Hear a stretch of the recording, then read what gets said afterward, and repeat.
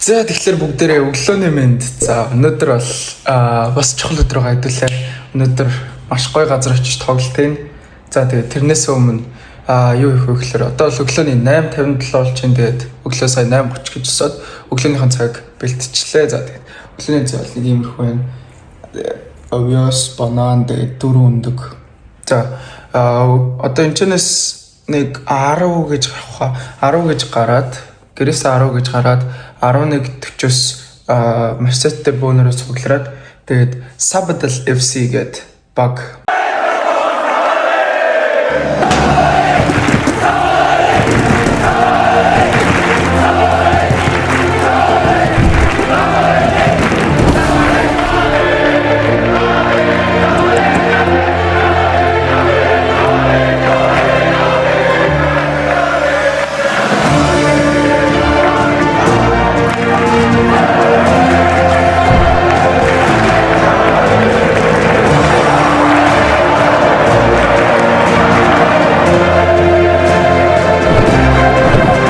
Division National гээд лигийн бас том баг байгаа. Тэгэхээр өнөөдөр бас бичлэгтэйгээ цуг байгаарай.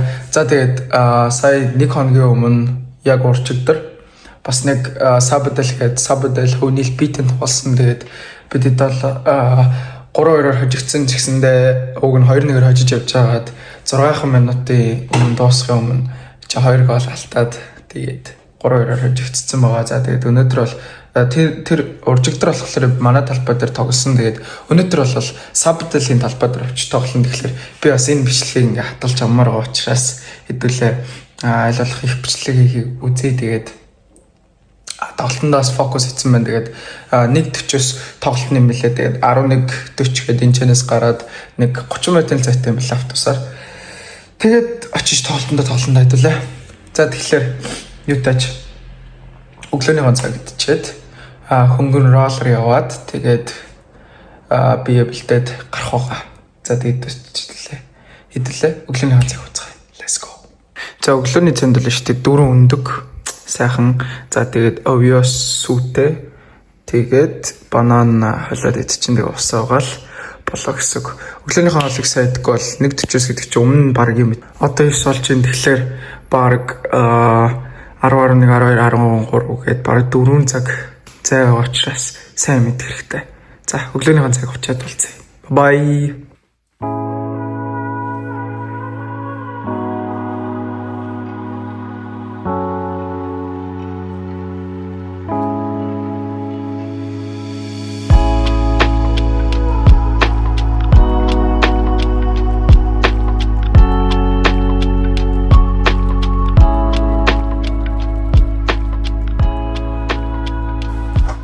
За энэ хүү тэгээд хамстrinг жоохон рол хийчлээ. Роллер ашиглаад бие сайхан сунгацлаа нэг 10-аас 15 минут ингээ сайхан роллерт ч бол их гойны нөө булчингууд их өнгөрч өгөн. Тэгээд тэмцээний өмнө ч гэсэн тоглолтын өмнө ч гэсэн их амрын тэгээд хөнгөн байх учраас хэрэгтэй.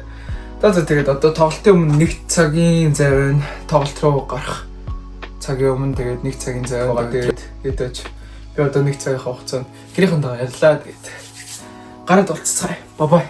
1 hour later. За бүгдээ юу хийцгандаа? Юу хийж байв? За сая сайхан роллероо би алаагаад за тэгээд наашаа гараад ирлээ. Одоо Мерсетер баг ирж байна. Нийлээ ойрхон явж байна. Тэгээд за нэг 5 минут энээр очичихна. Тэгээд очиод 11:40-с би баг дахиад цагийн өмнө ирлээ. Тэгээд тэнцээ жоохон байж байгаа. Тэгээд юмнуудаа аваад Sabadell FC гээд багийн талбай руу бүнд автосаар хөдлөх байгаа. Тэгээд тэр үедээ болцъя. За тэгээд тэрнээс өмнө уржигдэр яг энэ багтай тоглосон гэсэн чинь 3-2 хожигддаг. За тэр тоглолтын бичлэгийг оруулчихъя. За тэгээд та тэрийг үзээ түрээж байгаарай.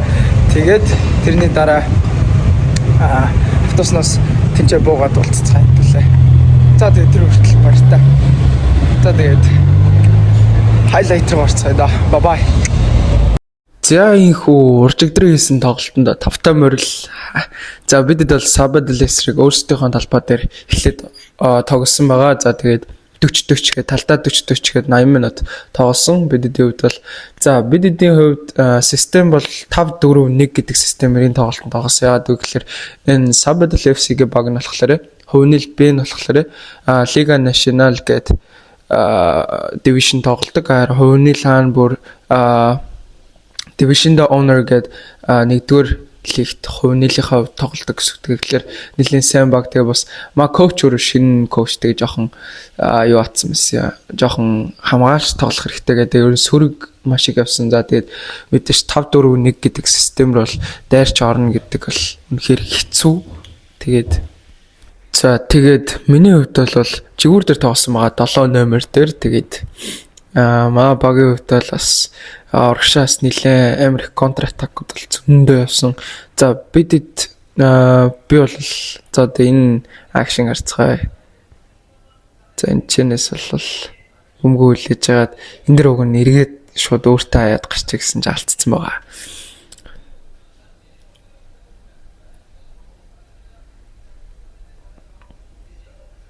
За энэ хөө 0-0 ярцтайгаар 12 минут үргэлжилж явсны эцэст манай хамгаалагч урагшаа тууж яваад за тэгээд айлт бол зүгээр бэлэг өгсөн байгаа голын бэлэг.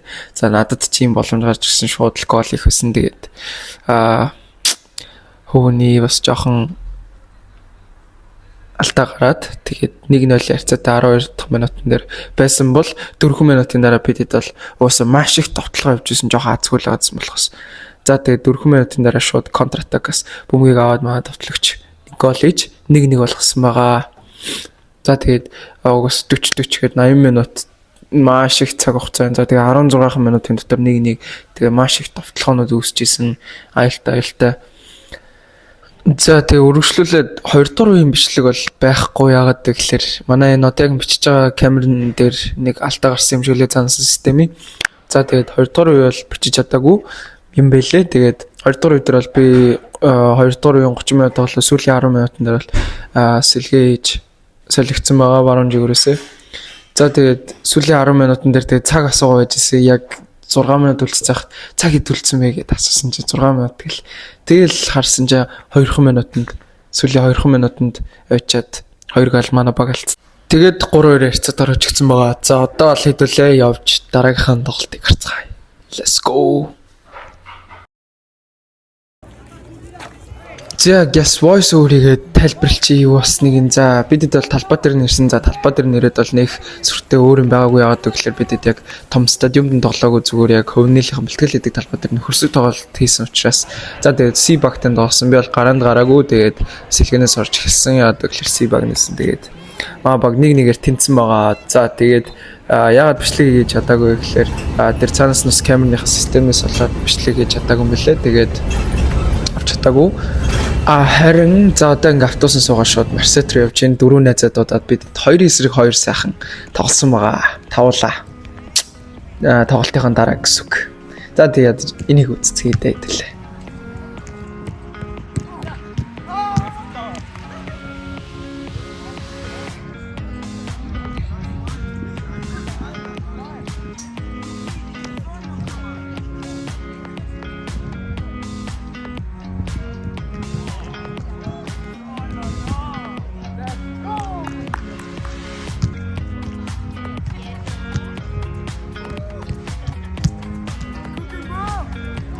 Yes, sir!